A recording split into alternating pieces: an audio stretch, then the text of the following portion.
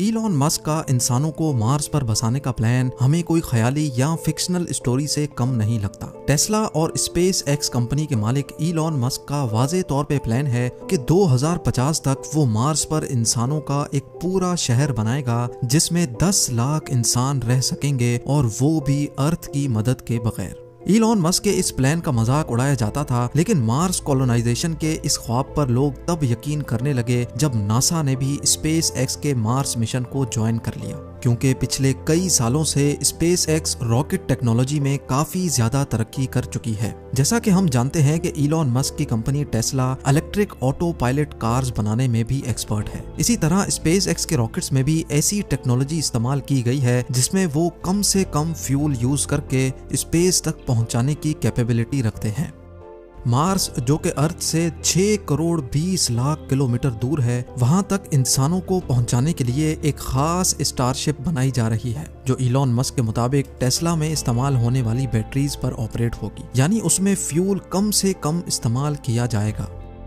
Mars तक तो वो इंसानों को पहुंचा देगा, लेकिन सवाल ये उठता है कि मार्स पर इंसानों की कॉलोनी कैसे मुमकिन होगी। आखिर इलॉन मस्क और नासा इस हरे भरे अर्थ को छोड़कर इंसानों को इस बंजर मार्स की जमीन पर क्यों बसाना चाहते हैं? ना ही वहाँ सांस लेने के लिए ऑक्सीजन है, ना ही खाने पीने का सामान, और ना ही -100 डिग्री सेल्सियस जितनी सर्दी में सर छुपाने की जगह। जब वहाँ इंसान के रहने की कोई बेसिक फैसिलिटी भी मौजूद नहीं है, तो आखिर मार्स पर इंसानों की कॉलोनी बनाना मुमकिन कैसे होगा? ज़ेम टीवी की वीडियोस में एक बार फिर से खुशामदीद। नाजरीन, यही वो सवालात हैं जिनके जवाब आप इस वीडियो में जान सकेंगे। सबसे पहले बात करते हैं कि जब इस अर्थ पर इंसान के रहने की सारी नेचुरल फैसिलिटीज मौजूद हैं, तो फिर इंसानों को मार्स पर भेजने की जरूरत ही क्या है? पिछली कई सदियों से हमारे प्लेनेट अर्थ की हेल्थ के ऊपर जो भी रिसर्च हो रही थी, अफसोस के साथ उन तमाम रिसर्च के रिजल्ट्स नेगेटिव आए हैं। साइंसदानों का कहना है कि जब से इंसान ने फॉसिल फ्यूल्स यानी पेट्रोल और गैस का इस्तेमाल शुरू किया है, तब से अर्थ का टेम्परेचर बढ़ता चला जा रहा है, और एक वक्त ऐसा आएगा जब ये टेम्परेचर इतना ज्यादा हो जाएगा कि अर्थ पर किसी भी जानदार का रहना मुमकिन नहीं होगा। एक सर्वे के मुताबिक हर 10 सालों में अर्थ का एवरेज टेम्परेचर 0.16 डिग्री सेल्सियस जितना बढ़ रहा है। यानी जिन गर्म इलाकों में अभी इंसान बसते हैं, अगर ये सब ऐसे ही चलता रहा तो आज से 150 सालों के बाद वहाँ इंसान का रहना मुमकिन नहीं होगा। टेम्परेचर बढ़ने की वजह से ग्लेशियर्स भी धड़ाधड़ पिघल रहे हैं, जिनकी वजह से फ्लड्स, साइक्लोन्स और सुनामी का चांस भी बढ़ता जा रहा है। बात सिर्फ फ्यूल के इस्तेमाल की ही नहीं है। इस पॉल्यूशन ने हमारे अर्थ की ओजोन लेयर को भी डैमेज कर दिया है। वो ओजोन लेयर जो सूरज से निकलने वाली जानलेवा रेस से हमें बचाती है, वो भी अब आहिस्ता आहिस्ता करके डैमेज होती जा रही है। यानी एक तरफ पॉल्यूशन से पैदा होने वाली गर्मी और दूसरी तरफ खौफनाक सोलर रेडिएशंस। साइंसदानों को एक बात तो कंफर्म हो चुकी है कि एक ना एक दिन हमारा अर्थ रहने के काबिल नहीं बचेगा, और यही वजह है कि हम इंसान अपने लिए एक दूसरा घर यानी एक दूसरा प्लेनेट अभी से ढूंढ रहे हैं। लेकिन सिर्फ मार्स ही क्यों? हमारे सोलर सिस्टम में तो दूसरे भी कई प्लैनेट्स मौजूद हैं, तो फिर आखिर मार्स को ही क्यों चुना जा रहा है? हमारे सोलर सिस्टम में हमारा एक पड़ोसी प्लेनेट वीनस है और दूसरा मार्स। वीनस जो मार्स के मुकाबले में अर्थ से काफी ज्यादा करीब है, लेकिन हम वहां नहीं जा सकते क्योंकि वहां वही सब कुछ है जिससे हम भाग रहे हैं, यानी गर्मी। जी हाँ, वीनस सूरज के गिर्द चक्कर लगाने वाला दूसरा प्लेनेट है जहाँ गर्मी इतनी शदीद होती है कि लोहे को भी पिघला कर रख दे। दूसरी तरफ हमारा पड़ोसी है मार्स, जो सूरज के गिर्द चक्कर लगाने वाला चौथा प्लेनेट है। यहाँ वीनस जैसी आग तो नहीं बरसती, पर यहाँ सर्दी अर्थ के आर्कटिक रीजन से भी ज्यादा होती है। सिर्फ कड़ाकेदार सर्दी ही नहीं है जो मार्स पर इंसानों के लिए मुश्किल खड़ी करे, बल्कि ना ही वहाँ ऑक्सीजन है और ना ही पानी, यानी इंसान के जिंदा रहने की बेसिक फैसिलिटीज भी वहां मौजूद नहीं है। ये सारी कंडीशंस जानने के बावजूद भी नासा और इलॉन मस्क के पास आखिर ऐसा क्या प्लान है जिससे वो मार्स पर इंसानों को जिंदा रख सकते हैं? इलॉन मस्क के प्लान के मुताबिक 2026 में पहले मार्स पर इंसानों का एक छोटा ग्रुप जाएगा। इस ग्रुप के पास कम से कम 2 साल जिंदा रहने की तमाम चीजें मौजूद होंगी।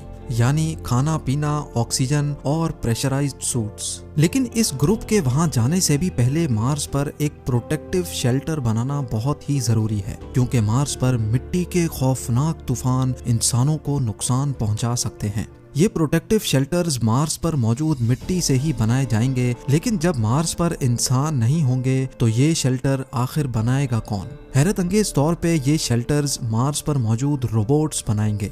आर्टिफिशियल इंटेलिजेंट रोबोट्स को इंसानों से पहले मार्स पर भेजा जाएगा। ये एक खास किस्म के रोबोट्स होंगे जो वैसे तो अलग अलग हिस्सों में काम कर सकेंगे, लेकिन जरूरत पड़ने पर वो आपस में जुड़ भी सकेंगे। ये रोबोट्स इंसान के काम करने से काफी ज्यादा फास्ट काम कर सकेंगे, जिनमें कैमरास, सेंसर्स, मिट्टी खोदने के लिए एक्सकवेटर्स और 3D प्रिंटर यूनिट्स भी लगे होंगे। सोलर एनर्जी से चलने वाले ये रोबोट्स पहले तो सेंसर्स की मदद से एक खास किस्म की मिट्टी ढूंढेंगे। जिस जगह पर वो खास मिट्टी ज्यादा पाएंगे वहीं वो अपना बेस यूनिट कायम कर लेंगे। इन रोबोट्स में से जिसका काम डिगिंग का होगा वो उस जगह को खोदकर मिट्टी को कलेक्ट करेगा और फिर छोटे छोटे रोबोट्स ये मिट्टी रिफाइनिंग यूनिट तक लेकर जाएंगे। रिफाइनिंग के बाद ये मिट्टी 3D प्रिंटर यूनिट तक पहुंचाई जाएगी, जो एक एक लेयर करके 3D प्रिंट करते जाएंगे।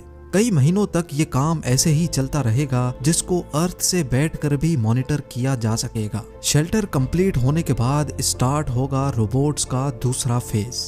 अब मार्स पर पहली बार इंसानों का एक ग्रुप लैंड करेगा। क्योंकि इंसान यहाँ पहली बार लैंड करेंगे, इसीलिए इनके पास काफी सारा सामान भी मौजूद होगा। मार्स पर मौजूद रोबोट्स इंसानों को वहाँ वेलकम करेंगे, उनका सामान उठाकर लैंडिंग साइट से बेस यूनिट तक लेके जाएंगे और बेस यूनिट के शेल्टर के अंदर छोटे छोटे यूनिट्स को रखा जाएगा, जो अपने आप इन्फ्लेट हो जाएंगे। क्योंकि मार्स का एटमॉस्फेरिक प्रेशर बहुत ही कम है, इसी वजह से इंसान वहाँ इन प्रेशराइज्ड यूनिट्स में रहेंगे। यानी इन यूनिट्स में अर्थ की तरह आर्टिफिशियल प्रेशर बनाया जाएगा। ये सारे प्रेशराइज्ड केबिन्स एक दूसरे से जुड़े होंगे और इनको इलेक्ट्रिसिटी देने के लिए एक सोलर फार्म रोबोट्स की मदद से कायम किया जाएगा। अगर किसी इंसान को बेस यूनिट से बाहर जाना होगा तो एक स्पेशल गाड़ी केबिन के दरवाजे से आकर फिक्स हो जाएगी, ताकि दरवाजा खोलने से अंदर का प्रेशर लीक ना हो सके।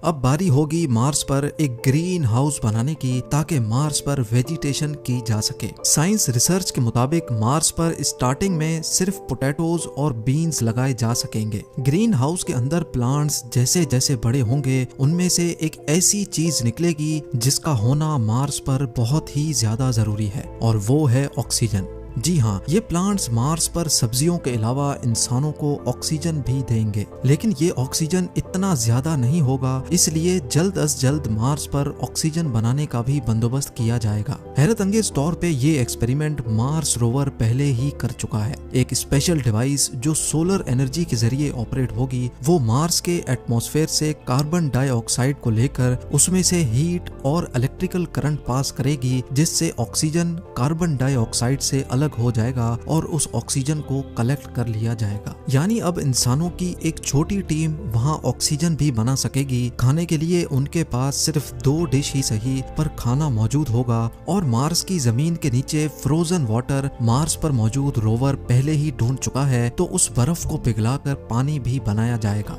100 बातों की एक बात, मार्स पर भेजे गए इंसान अब बगैर अर्थ की मदद से जिंदा भी रह सकेंगे और वक्त पड़ने पर वापस अर्थ की तरफ रवाना भी हो सकेंगे। लेकिन क्या ये सब ऐसे ही चलता रहेगा? क्या मार्स पर जाने वाले लोग कभी भी अपने केबिन से बाहर नहीं निकलेंगे? अगर मार्स पर जाकर भी ऐसी ही जिंदगी गुजारनी है, तो फिर इतने ज्यादा ताम झाम की आखिर जरूरत ही क्या थी? साइंसदानों के पास इस मसले का कोई सॉल्यूशन तो नहीं है, लेकिन उनका ये ख्याल है कि अगर मार्स के एटमॉस्फेयर में कुछ ऐसी चेंजेस की जाएं जिससे मार्स का टेम्परेचर बढ़ जाए, तो शायद आने वाले 100 या 200 सालों के बाद मार्स वैसा ही हरा भरा हो सकता है जैसा अभी हमारा अर्थ है। यानी साइंसदानों के मुताबिक मार्स का टेम्परेचर बढ़ाने से वहाँ दोबारा जिंदगी पाई जा सकती है, और इस काम के लिए जो आइडियाज दिए जा रहे हैं वो जानकर यकीन करना मुश्किल होगा।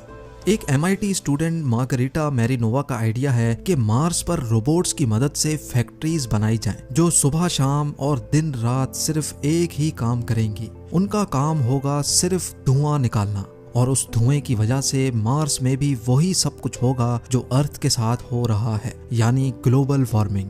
दूसरी तरफ इलॉन मस्क ने भी मार्स का टेम्परेचर बढ़ाने के लिए एक आइडिया दिया है और वो ये है कि मार्स पर न्यूक्लियर वेपन इस्तेमाल किए जाएं। उनका कहना है कि मार्स पर 10,000 न्यूक्लियर मिसाइल्स फायर किए जाएंगे तो वहाँ की आइस भी मेल्ट होगी और वहाँ का ओवरऑल टेम्परेचर भी बढ़ेगा, जिसकी वजह से मार्स जल्द अज जल्द इंसानों के रहने के काबिल बन सकेगा। नाजरीन, इलॉन मस्क और नासा का अभी तक का प्लान यही है कि 2026 में पहले इंसानों का छोटा ग्रुप वहां जाकर मुख्तलिफ एक्सपेरिमेंट्स करेगा और फिर हर 2 सालों के बाद जब अर्थ और मार्स एक दूसरे के करीब आ जाते हैं तब वहां मजीद लोग भेजे जाएंगे। 2050 तक मार्स पर 10 लाख लोग ऐसे ही प्रेशराइज्ड केबिन्स में रहेंगे और साथ साथ मार्स का टेम्परेचर बढ़ाने के लिए भी कोशिशें की जाएंगी। उनका ख्याल है कि 100 या 200 सालों के बाद वो मार्स को भी अर्थ जैसा प्लेनेट बनाने में कामयाब हो जाएंगे। उम्मीद है ज़ेम टीवी की ये वीडियो भी आप लोग भरपूर लाइक और शेयर करेंगे। आप लोगों के प्यार भरे कमेंट्स का बेहद शुक्रिया। मिलते हैं अगली शानदार वीडियो में।